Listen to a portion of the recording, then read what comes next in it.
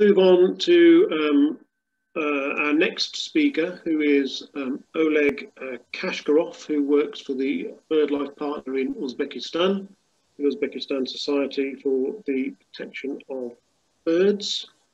I've known Oleg for quite a few years now because he works on a species very, very close to my heart, the critically endangered sociable lapwing. I'm not going to steal any of his thunder. It's really good to have Oleg give a presentation because some of the work that Oleg is going to talk about has actually been funded through the OSME Conservation Fund, I think. I'm sure you'll correct me if I'm wrong, Oleg. I think we've funded now 2, if not 3 projects on sociable lapwing at Talimerzan, and your colleagues have done a fantastic job delivering those projects to a very high standard. So we look forward to your presentation on a brighter future for sociable lapwing at Talimerzan. So over to you, Oleg. Thank you, Rob. Can you see my screen? So, good morning, dear colleagues. The topic of my presentation is for a better future of social lapwing, mobilizing stakeholders and Talimerzan. And on this first slide, you can see key caretakers of the KB Talimerzan, and the bird in my hand is one of the rarest birds in the world. It's a social lapwing, and it chose Talimerzan water reservoir as a stopover on its way to Pakistan. And you can see, as you can see, this bird is not live. It's a software model, and dozens of these models were prepared, were crafted by our volunteers to introduce this rare species to different stakeholders of this KB site. And let me just shortly introduce you to the outline of my presentation. We will speak about priority KB Talimerzan reservoir, which is located in the very center of a very industrial region. We will have a look at the strategy we used to raise social lapwing's profile in this region, and we will get familiar with main Talimerzan site support groups we created, and I will also present first results of 2020 social lapwing monitoring program we have just obtained, and the most interesting part of this presentation will be in the end, and it will be about negative effects of COVID restrictions, and we'll discuss how this affected social lapwing and other endangered species of Talimerzan. And on this map, you can see priority KB sites identified in Uzbekistan, and we've got 5 priority KB sites in total. And the first priority KB site we started working on, it's blinking under the number of 30.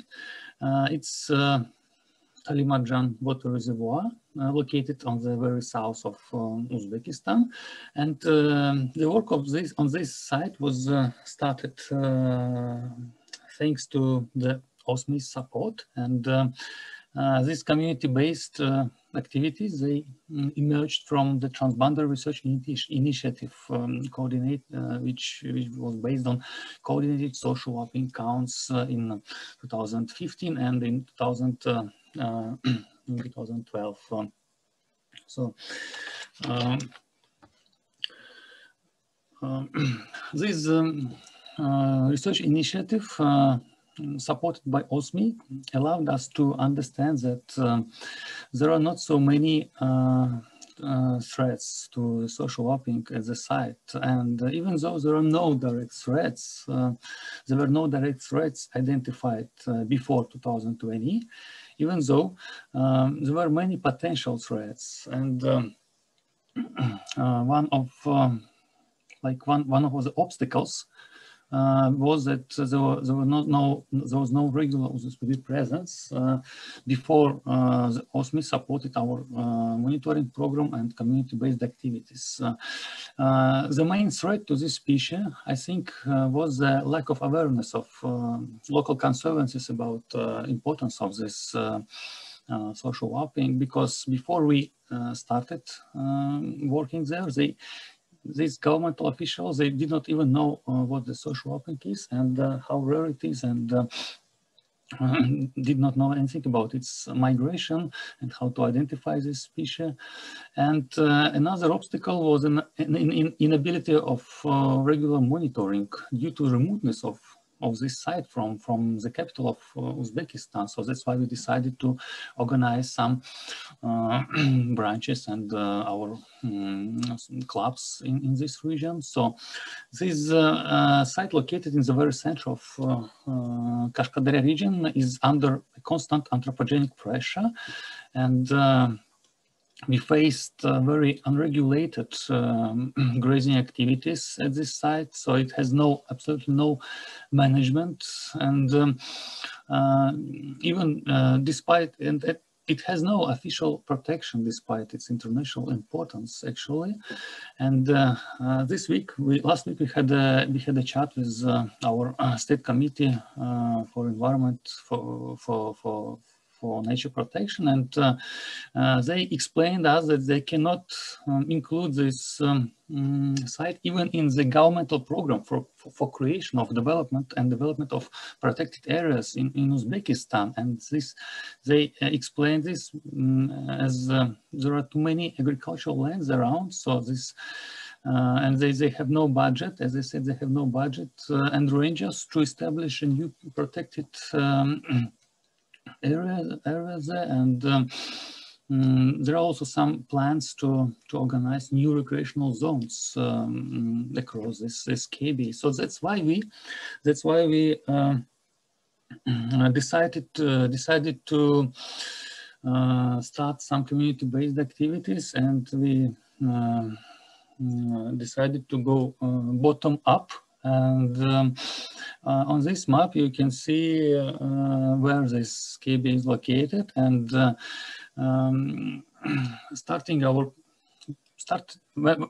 we started building our presence at this site, first of all, we established a student ornithological club at the Karshi State University in Karshi city, and organized several meetings with students of these universities, and come to an agreement with governance of this university, and signed an agreement of understanding and about cooperation with these universities. And then together with lecturers and students of these universities, we opened several school clubs in the settlements located close to this KB. And on this slide you can see UzSPB logos, which demonstrate our presence in the key settlements located on the coastal side of this KB. So doing this, we started our community-based presence at this KB, and we chose community-based as an alternative to official recognition of this protected area. So we launched for a brighter future of social lapwing awareness campaign, and chose a strategy to target local people and to raise their awareness about this species. So this strategy was based on some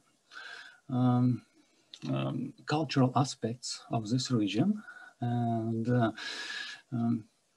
this region is very famous for its hospitality, and local people respect guests very much. So we decided to portray social lapwing as a very important guest that comes to this region for a very short period and which needs some support, protection, and should be treated with responsibility. So, doing this, we're trying to trigger some sense of pride and responsibility in these local settlements, and actually this approach it worked very well. So we also doing this we prepared some emotional story about social lapwing's travel, about social lapwing's journey, and we used this emotional call saying that these birds are coming to Talimerzan to stay next to your houses, and we were asking local people to take care of them in September and October. So several sites of these banners, they were established, they were hanged and erected in headquarters of the State Committee for the Nature Protection of this region to raise awareness about the species among governmental officials, and several sets of these banners were also delivered to local schools in Kashkadarya region.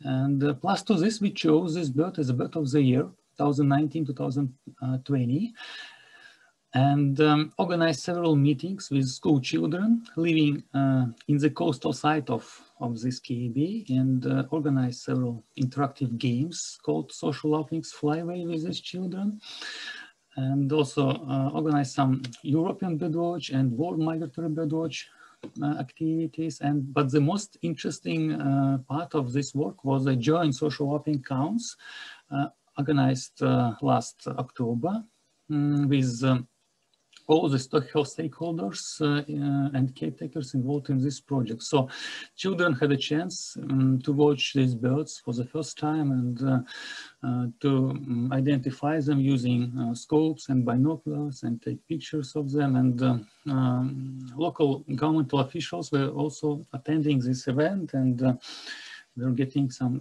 valuable information about the importance of this species. So also, doing this, we try to identify priorities of local stakeholders, and as it was, doing this, we understood that given that this region faces very low living standards, in our situation, long-term protection in this region depends on investments very much. So first of all, implementing OSME project, we supported local stakeholders and provided them with all the necessary equipment for social lapwing monitoring, for other birds monitoring.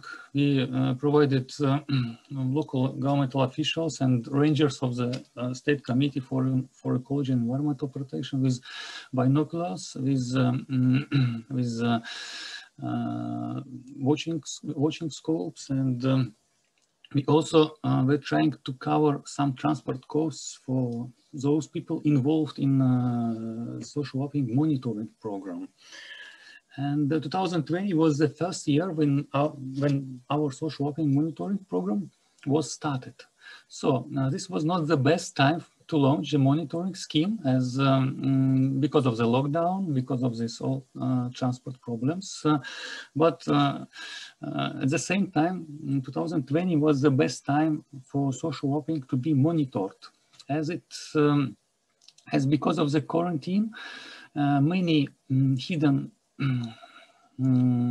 threats to this species became obvious. So this program allowed us to identify some potential threats to this species, which get more and more important in 2020 because of the quarantine. So one of the most important social lapwing threat that emerged in 2020 was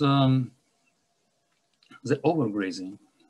As because of the quarantine restrictions,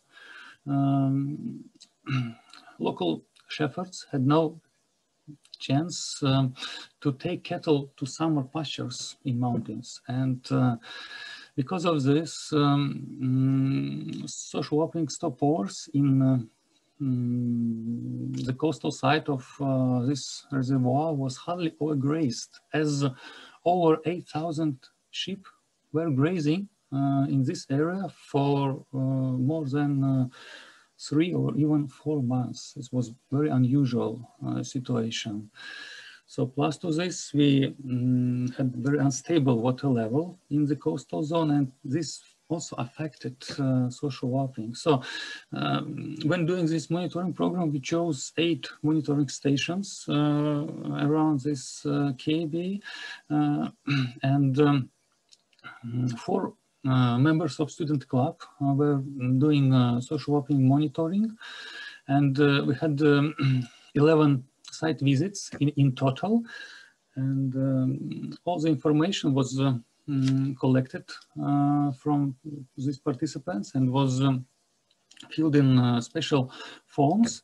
And on this slide you can see first results of our 2020 monitoring program, social wellbeing monitoring program. And these are just some provisional results collected by me.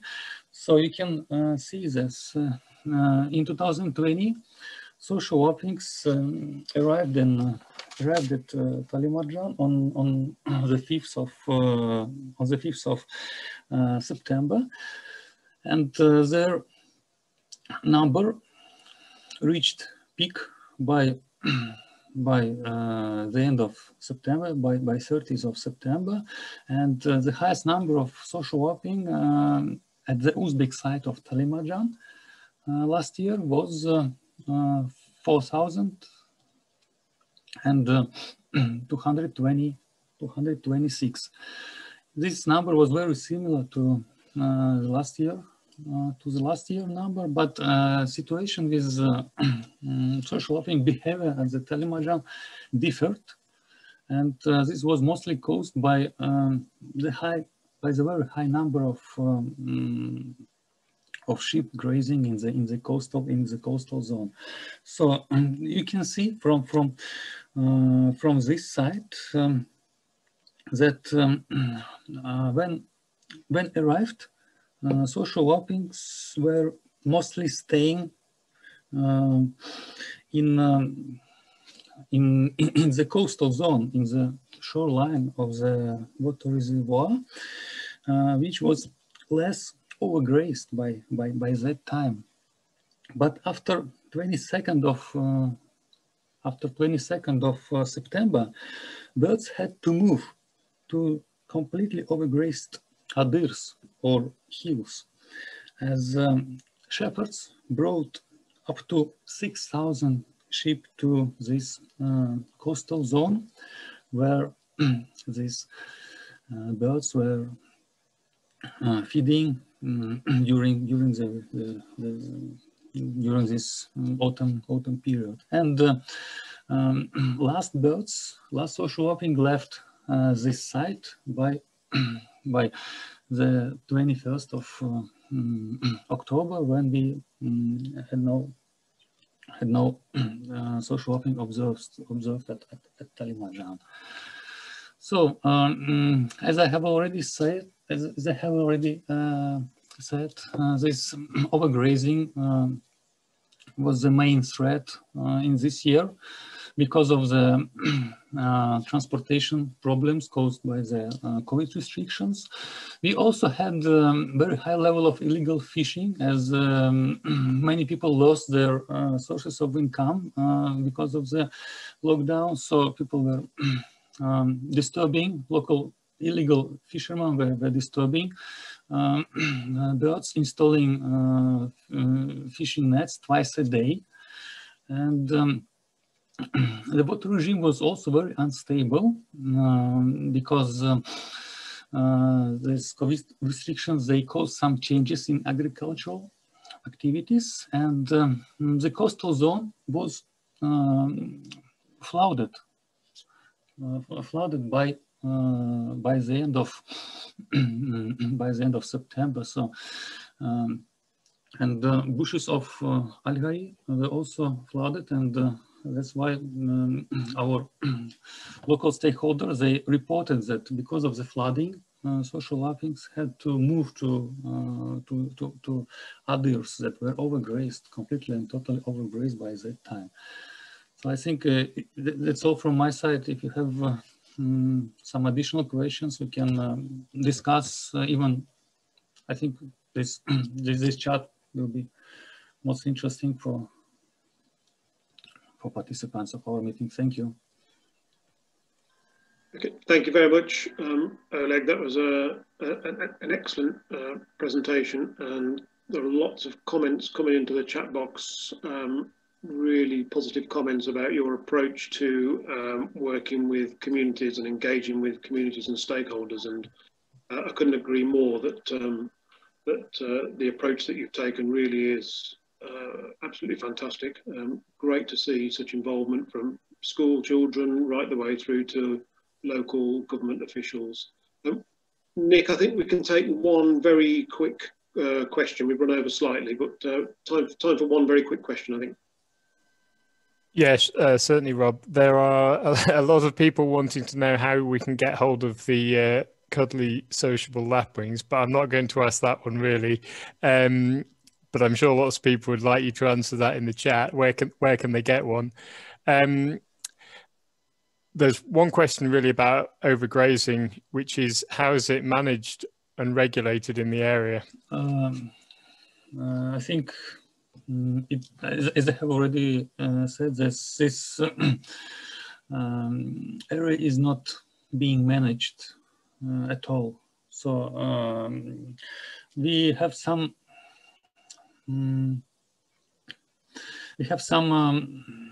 inspectors of the State Committee for Environment and Nature Protection involved in our project, and we work closely with these rangers, and they, as they say, they do like regular raids, and they visit this site maybe once a week, and they just only penalize those illegal fishermen and shepherds, and that's it. So, but those illegal fishermen, they cannot even have any resources to pay fines, so they have to take their fish and sometimes cattle. Yeah. Okay. Thanks, Oleg. There are still a few more questions coming in. So, Oleg, I don't know if you're able to answer some of those questions using the chat box function. That would be great if you can. So thanks very much, Oleg. That was an excellent presentation. And as I say, OSME have supported your work now for a couple of years through our conservation fund. We look forward to another application to the OSME fund in the near future. So for those of you who are OSME members or have donated to OSME over the years, it's projects like that your money helps to support. And the more support that we get, the more projects we're able to assist. So thank you again, Oleg. Thanks very much. That was excellent. Okay, we're going to move to the Arabian Peninsula next, and I'm going to hand over to Suad Al-Hati, who is the Executive Director of the Environment Society of Oman.